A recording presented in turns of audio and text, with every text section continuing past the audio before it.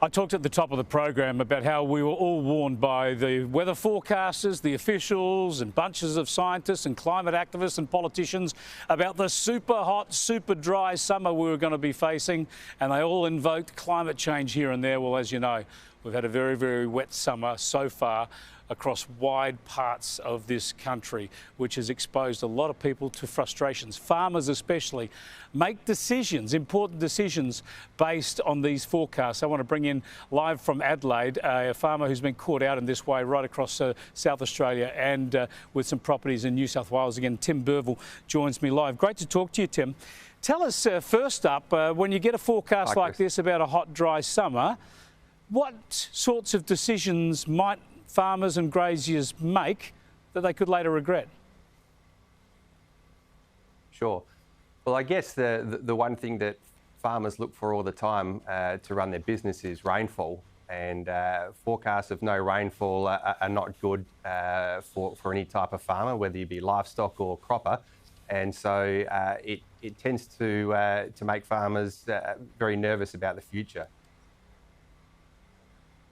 But I suppose most summers, especially when you're talking about South Australia and Western New South Wales, Victoria, most farmers are expecting a very dry summer. So the rain that's come would have been a bonus, wouldn't it? Is there any downside to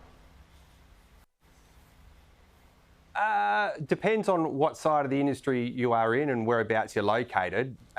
In South Australia, this is definitely unseasonable rainfall, and we don't really expect rainfall this time of year. So it's not overly helpful in our neck of the woods, but in other parts like New South Wales and Queensland, they're very much looking for rain this time of year.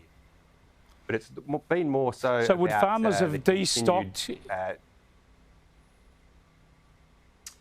Yes. Sorry, the delay there, I cut you off, but I wonder whether farmers would have destocked in anticipation of the extended dry spell.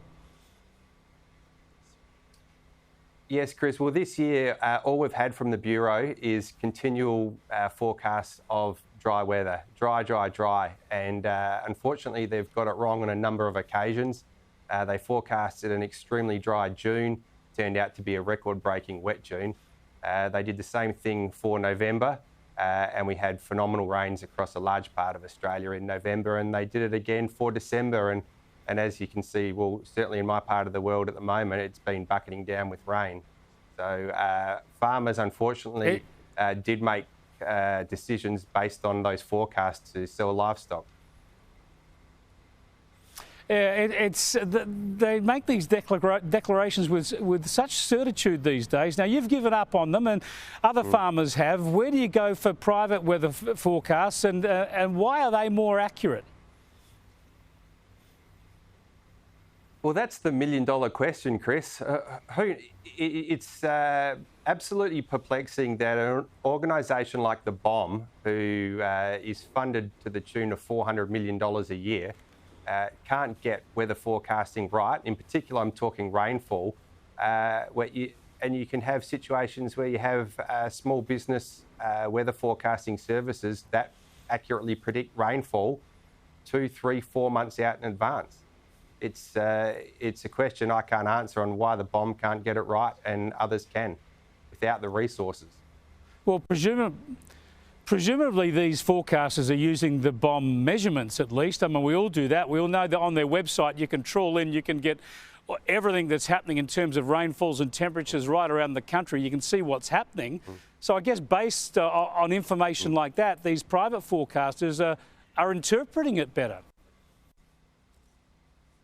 Well, I think it's important for all the viewers to note that there are many other free forecasting services out there on the internet, and they have all been getting the rainfall right. It is the BOM that wants to keep us in a perpetual state of drought, and in my industry, the beef industry, it completely collapsed the confidence in the industry this year, and along with it, the price.